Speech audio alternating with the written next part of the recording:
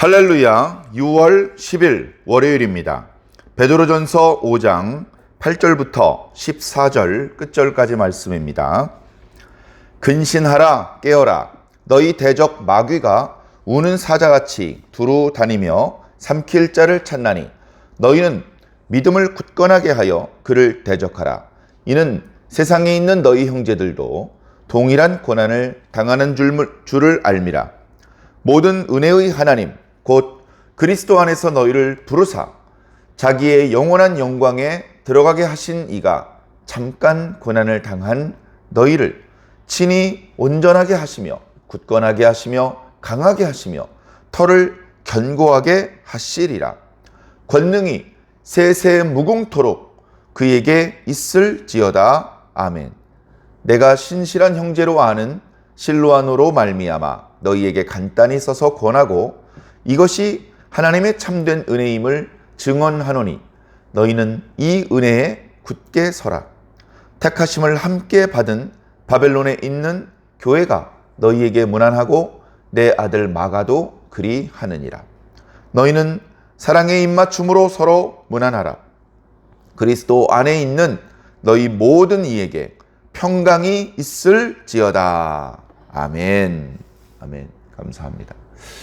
다른 사도들의 글과 조금은 다르지만, 조금은 거칠지만, 그러나 그 어떤 사도의 말보다 진솔한 성도들을 사랑하는 애틋한 마음이 느껴지면서 구체적인 권면의 말씀을 주셨던 베드로전서 말씀이 오늘 이 말씀과 함께 마무리가 되고 있습니다. 첫 구절에 근신하여 깨어 있으라. 사실은 이 구절 이외에도 이미 지난 시간, 그 저번 시간, 그리고 1장 말씀 묵상을 할 때에도 깨어 있으라고 베드로 사도는 강조하고 있습니다. 우리가 잘 아는 것처럼 베드로 사도 본인이 겟세마네 동산에서 깨어 있지 못하다가 시험에 들었던, 심지어 주님을 3번이나 부인했던 그런 돌이킬 수 없는 범죄를 저질렀던 경험이 있을 것입니다. 모든 범죄는 우리가 깨어있지 못할 때 벌어집니다. 우리가 깨어있기만 하면 마귀가 우리를 공격하고 있다는 것을, 지금 우리의 어떤 부분을 공격하려고 움직이고 있다는 것을 감지할 수 있고 그의 공격을 막아낼 수 있고 피할 수 있습니다. 그러나 깨어있지 못하면 마귀의 무차별적인 공격에 속수무책으로 당할 수밖에 없는 것입니다. 그렇기 때문에 우리는 깨어있어야 됩니다. 마귀는 육체가 아니기 때문에 밤에 피곤하다고 잠자지 않습니다.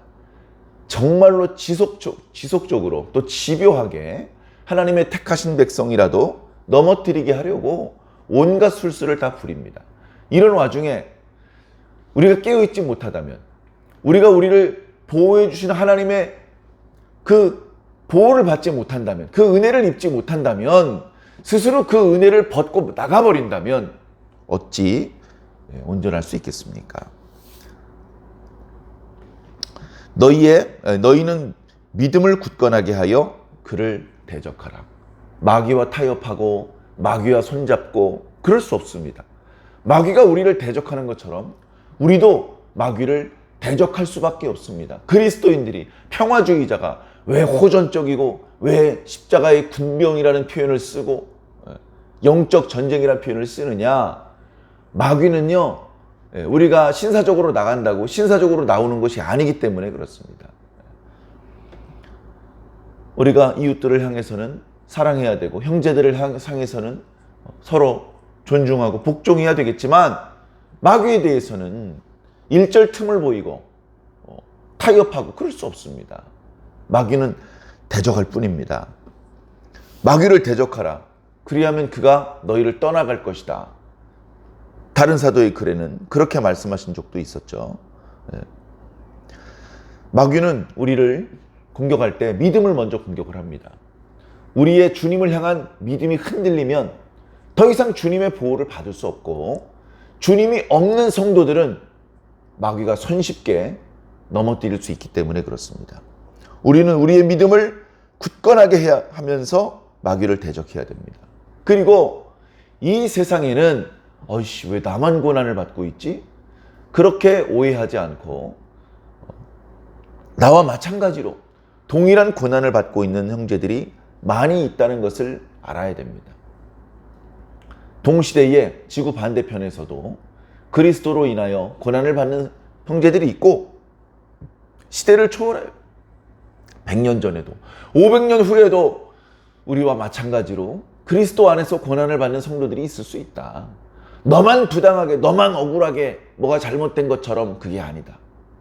모든 그리스도인들이 똑같은 이유로 고난을 받고 있는데 그런 것들에 대해서 이상한 일을 당하는 것으로 생각할 것이 아니라 아차 오해해서 범죄할 것이 아니라 나와 마찬가지로 고난당하는 성도가 있구나.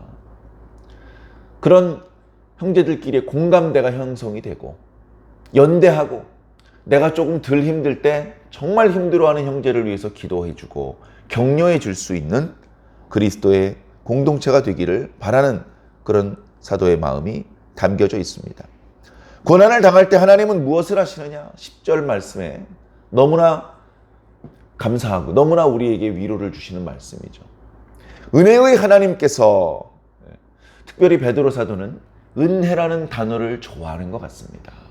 자신이 말도 안 되는 범죄를 저질렀음에도 불구하고 다시 사도가 될 수 있었던 것은 말로는 표현할 수 없는 은혜 때문이라는 것을 베드로는 마지막 순간까지 잊지 않았던 것 같습니다. 우리가 잘 아는 것처럼 베드로가 순교를 당할 때 십자가에 거꾸로 달렸죠. 자신이 주님 앞에 얼마나 큰 죄를 저질렀는지 알기 때문에 나는 주님과 똑같은 모양으로 죽을 자격도 없다.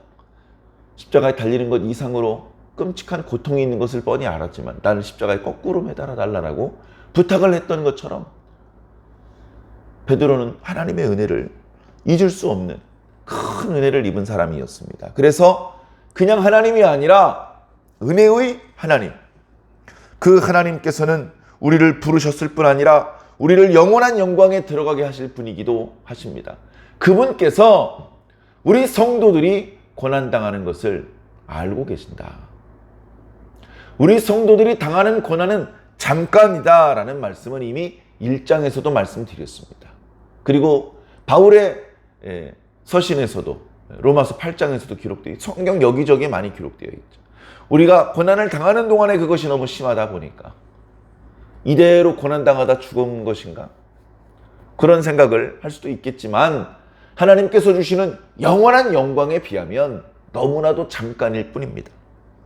잠깐 고난당하는 너희들에게 하나님께서 여전히 은혜를 베풀어 주신다.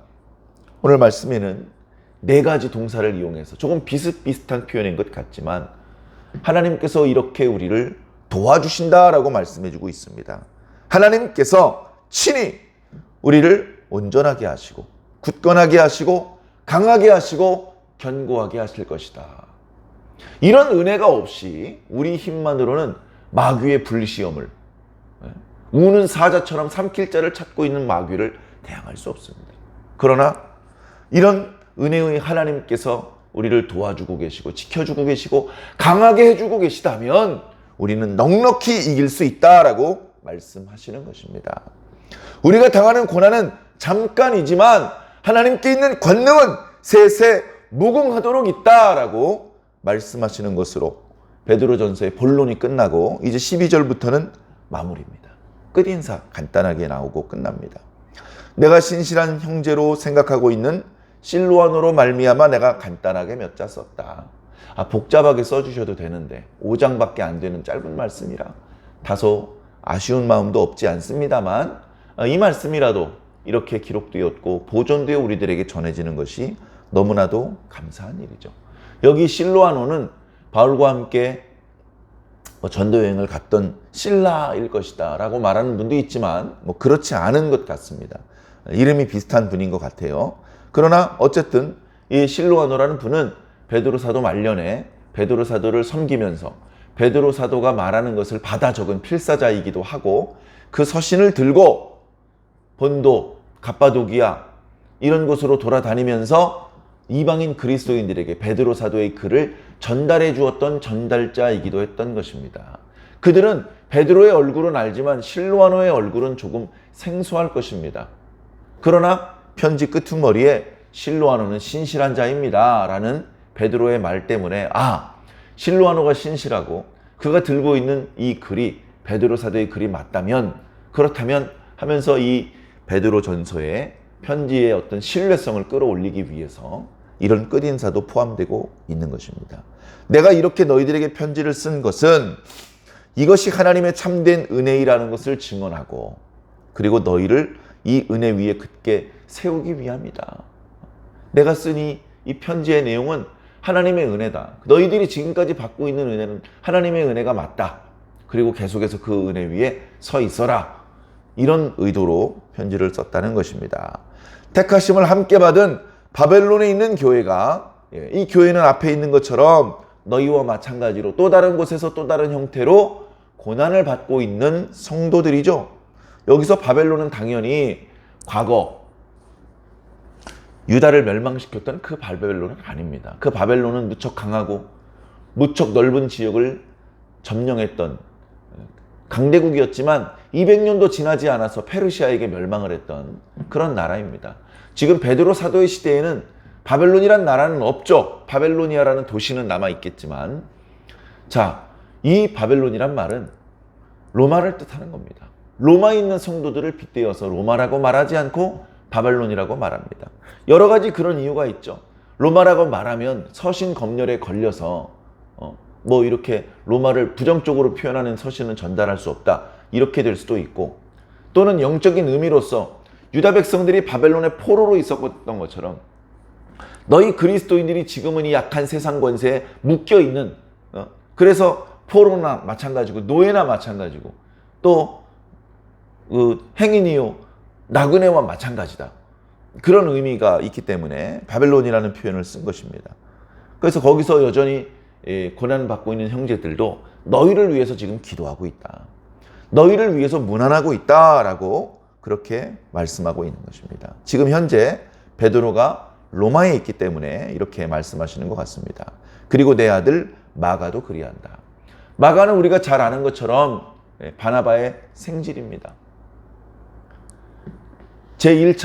바울의 제1차 전도 여행 함께 갔다가 너무 어려워서 중간에 돌아갔다라고 기록하고 있죠. 2차 전도 여행 때 바나바가 또다시 마가를 데려가려고 할 때 바울과 다툼이 생겼습니다. 아니, 전도 여행 중에 힘들다고 중간에 돌아가는 그런 사람을 데려갈 수 없어. 바울은 강경했고 바나바는 한 번 더 기회를 주자고 했습니다. 바울이 끝까지 양보하지 않자 갈라질 수밖에 없었죠. 그래서 바나바는 마가를 데리고 또 바울은 실라를 데리고 따로따로 전도 여행을 떠날 수밖에 없었습니다. 그래서 왜 그리스도인이 이렇게 다투느냐? 다투는 이야기를 성경에 기록을 해서 자랑스럽게 표현을 하느냐? 다투는 것 자체는 바람직하지 않지만 그 다툼으로 인해서 더 많은 곳에 복음이 전파되게 되었다라고 성경은 말씀해주고 있는 것입니다. 그때 연약해서 전도 여행을 끝까지 수행하지 못했던 마가가 또 다른 곳에서 또 다른 방법으로 고난을 받고 그런 과정에서 영적으로 성장하고 성숙해서 지금은 베드로 사도 곁에 딱 붙어가지고 베드로 사도에게 없어서는 안 되는 그런 수행원이 되어 있습니다. 우리가 잘 아는 것처럼 이 마가가 나중에 마가복음을 썼죠. 마가복음을 써서 사도도 아는 녀석이 쓴 게 무슨 의미가 있겠어? 그러나 마가복음을 마가 혼자 썼다고 생각하는 사람은 다른 사람도 없습니다. 마가복음은 베드로가 말한 것을 마가가 받아 적은 거야. 이건 베드로 복음이야 라고 모두 생각합니다. 그래서 마가복음이 기록되었을 때 그 누구도 무시하지 않았고 이것을 최초로 기록된 복음서로 모두가 받아들였던 것이죠. 마가는 처음엔 온전하지 않았지만 나중엔 온전한 하나님의 일꾼이 되었습니다. 마지막으로 성도들에게 사랑의 입맞춤으로 서로 문안하라. 그렇게 권면하고 주의 은혜와 평강이 너희들과 함께 있기를 축복하면서 마무리되고 있습니다. 사랑하는 성도 여러분, 이때 당시 베드로 전서의 이 편지를 받았던 이방인 그리스도인의 현실이 오늘 우리들의 현실과 크게 다르지 않습니다. 박해의 양상은 조금 다르죠. 우리가 당하는 핍박은 북한에 있는 동포들, 중국에 있는 그리스도인들이 당하는 박해하고는 또 다른 박해일 것입니다. 그러나 우리의 박해가 가볍다, 조금 쉽다, 그렇게 말하기에는 우리는 우리 나름대로의 어려움이 있죠. 그러나 그럼에도 불구하고 우리를 강하게 하시는 하나님은 여전히 우리와 함께하고 계십니다. 그렇기 때문에 낙심하지 마시고, 그렇다고 방심하지도 마시고, 우는 사자처럼 삼킬 자를 찾고 있는 마귀가 있다는 것을 깨닫고 영적으로 근신하며 허리띠를 동이고 마귀와 대적하고 형제들하고는 사랑의 입맞춤과 문안을 나누면서 계속해서 순결한 그리스도인으로 살아주시기를 주님 이름으로 간절히 부탁드립니다. 아멘.